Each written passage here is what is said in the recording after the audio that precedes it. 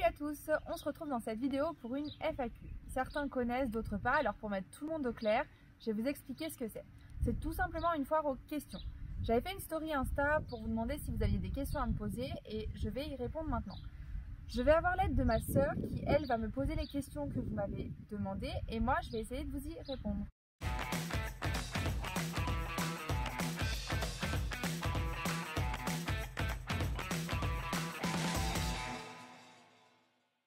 La question que j'ai eue, c'est quoi? C'est quel âge as-tu? À votre avis, quel âge j'ai? Bon, me donnez pas 40 ans non plus, hein. Bon, ok, je suis née en 91. Pour ceux qui sont forts en maths, parce que moi... Bon, ouais, non, j'ai 29 ans. J'ai 29 ans. À quel âge as-tu ton premier chat? Alors attends, parce qu'en plus, il faut que je calcule. En fait, j'ai eu mon premier chat, c'était en décembre 2012. Alors du coup... Ouais, j'avais 21 ans. Du coup, troisième question. Depuis quand es-tu éleveuse? Depuis quand je suis éleveuse? Ça date de juin 2017. En fait, j'ai eu des problèmes de santé, j'ai été en arrêt pendant très longtemps. Et au final, ben, à cette époque, quand tu as 24 ans, que tu peux plus rien faire de ta vie, ben, ça te fout un coup, tu sais pas quoi faire. Des fois, tu peux peut-être tomber en déprime. Et finalement, moi j'avais mes chats, je m'occupais de mes chats à 24. Et c'est là que mon conjoint et ma maman m'ont dit mais pourquoi tu te lances pas dedans vu que tu vis pour tes chats? Au début je me dis non mais attends, éleveuse quand même, tout le monde va se moquer de moi. Puis en fait je me suis dit mais c'est vrai que je m'occupe tout le temps d'eux, je suis là pour eux, puis je m'informais tout le temps. Et j'ai commencé à me renseigner sur le métier et du coup voilà, j'ai passé mes diplômes, j'ai fait ce qu'il fallait faire et aujourd'hui je suis... On en est à la quatrième question. As-tu des diplômes? Du coup ça rejoint un petit peu la question précédente. Oui, j'ai des diplômes, j'ai ce qu'on appelle anciennement le CCAD. Je sais que maintenant ça a changé de nom, mais en fait c'est un diplôme qui en gros dit que tu es capable de t'occuper d'animaux domestiques chez toi. Comment commencer une chatterie? Alors comment commencer une chatterie? Alors déjà je voudrais juste vous dire que c'est quelque chose de réfléchi. Enfin, vous lancez pas comme ça, de dire je sais pas quoi faire de ma vie, tiens, je vais faire éleveur. Non, ça marche pas comme ça du tout. Je pense qu'avant tout, déjà de faire l'élevage, c'est être passionné. Alors, si franchement vous en avez rien à faire de vos animaux, trouvez autre chose à faire. Et comment on débute une chatterie? Alors, il faut beaucoup se renseigner. Il faut être diplômé. Enfin, c'est pas obligatoire. Je pense pas que c'est obligatoire, mais je pense que c'est toujours mieux. Et voilà, il vous faut un affixe. Donc, un affixe, c'est le nom de votre chatterie. Voilà, comme je vous disais, il faut quand même être un minimum renseigné. Et puis après il faut avoir justement des chats reproducteurs. Et c'est vrai que pour trouver des gens qui vous font confiance sans diplôme, c'est pas évident. Donc voilà, renseignez-vous vraiment, soyez vraiment réfléchis là-dessus. Deuxième question. Alors, c'est pas trop compliqué d'avoir autant de chats? Non, je vais pas vous mentir, c'est quand même du boulot.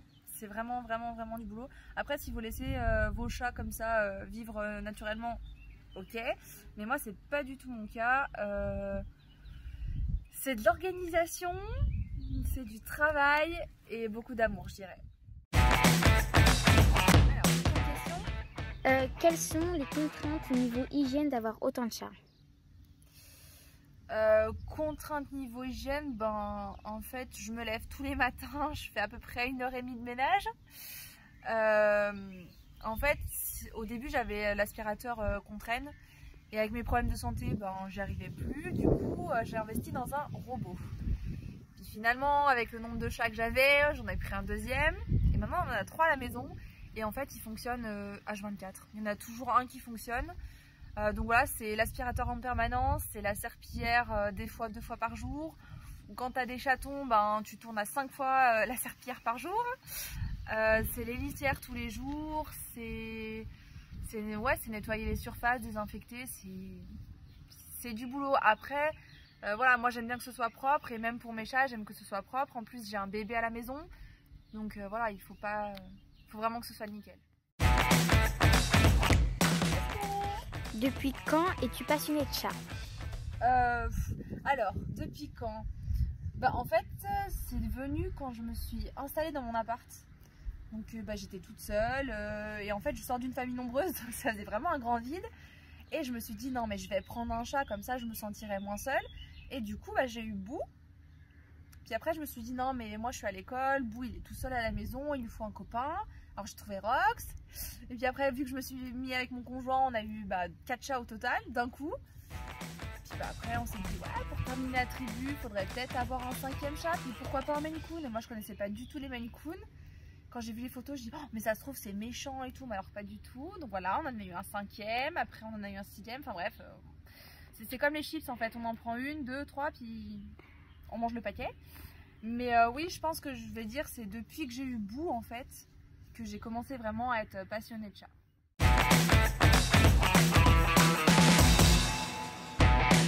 Ouais. As-tu peur que tes chats griffent ton bébé? Alors, oui et non.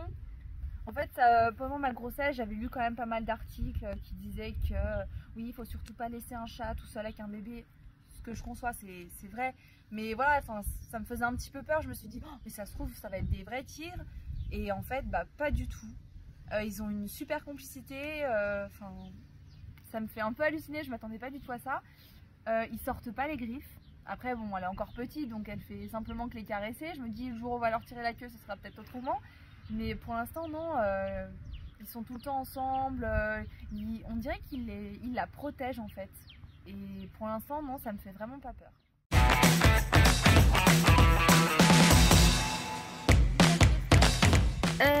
Que penses-tu du regard des gens? Alors ça, c'est une bonne question.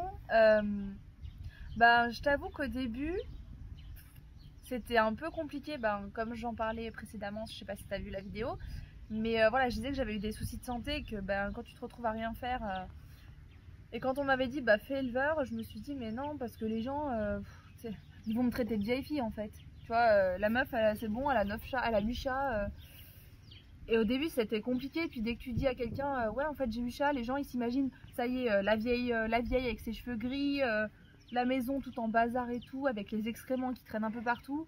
Mais non, c'est pas le cas du tout, je vous rassure. Alors au début, ouais, ça m'importait beaucoup. Je me disais, mais qu'est-ce que les gens ils vont penser? Et au final, en fait, c'est moi qui vis avec mes chats. C'est moi qui ai du bonheur H24, c'est pas eux. Donc maintenant, aujourd'hui, je m'en fiche un petit peu et je suis très très fière de dire que j'ai 8 chats à la maison. Du coup, je sais plus. 11e question. 11e question, je t'écoute. As-tu toujours des contacts avec les adoptants des précédentes portées? Oui, oui, totalement, parce qu'au final, tu crées des liens en fait avec les adoptants. C'est pas juste tu confies ton chat et puis voilà, c'est fini. Donc non, régulièrement j'ai beaucoup de photos, j'ai des vidéos, j'ai des petites anecdotes sur ce qu'ils font, parce que mine de rien, ils ont beau grandir, ils font quand même des bêtises. Donc oui, non, j'ai toujours des contacts avec mes adoptants.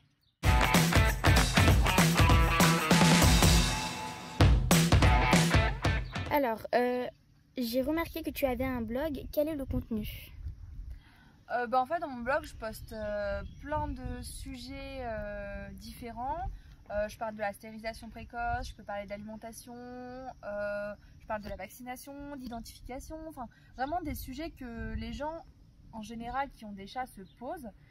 Et même des fois j'ai des personnes qui me suivent sur les réseaux et qui me disent tiens, j'aimerais bien que tu fasses un sujet là-dessus, parce que c'est vrai que quand on va sur internet on trouve un petit peu de tout, et du coup j'essaie de condenser les informations pour avoir un truc clair et assez précis. Et quand j'ai des doutes, je demande souvent à ma vétérinaire qui est très à l'écoute, donc je lui pose des questions dont je suis pas sûre, et puis comme ça me permet de faire mon article.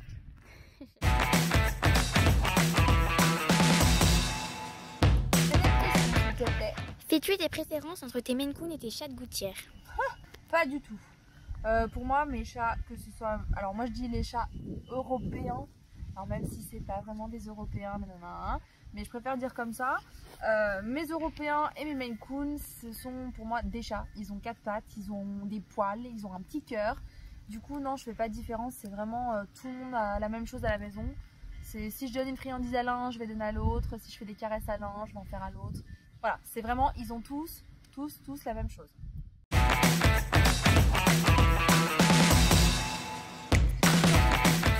Alors c'est pas une question, c'est un commentaire, c'est quelqu'un qui dit « J'adore ton logo ». Moi aussi j'en suis trop fan.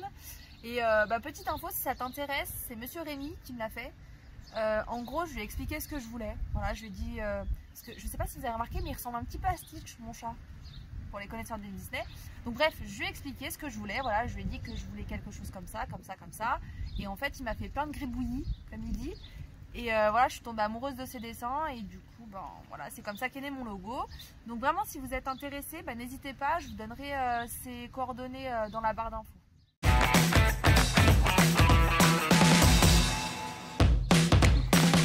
La 15e question. Ouais.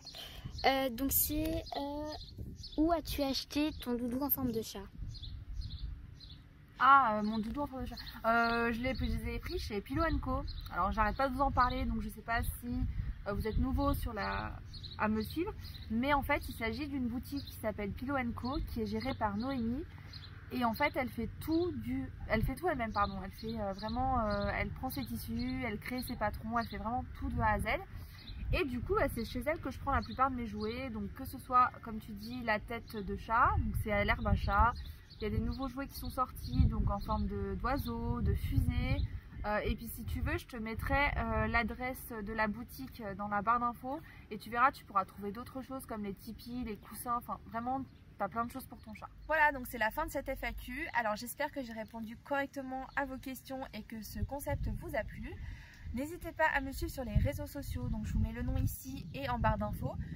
C'est là que je suis la plus présente, je vous mets pas mal de stories, de photos, je vous donne des conseils, je partage les concours du moment, donc vraiment c'est super intéressant. Et en fait je tenais à vous dire que j'étais pas très présente sur YouTube, mais je vais essayer d'y remédier et d'être plus ici. Donc n'hésitez pas, en fait j'avais pas beaucoup d'idées de sujets, donc si vous en avez, n'hésitez pas à me le faire savoir en commentaire. Et donc je vous dis à très vite.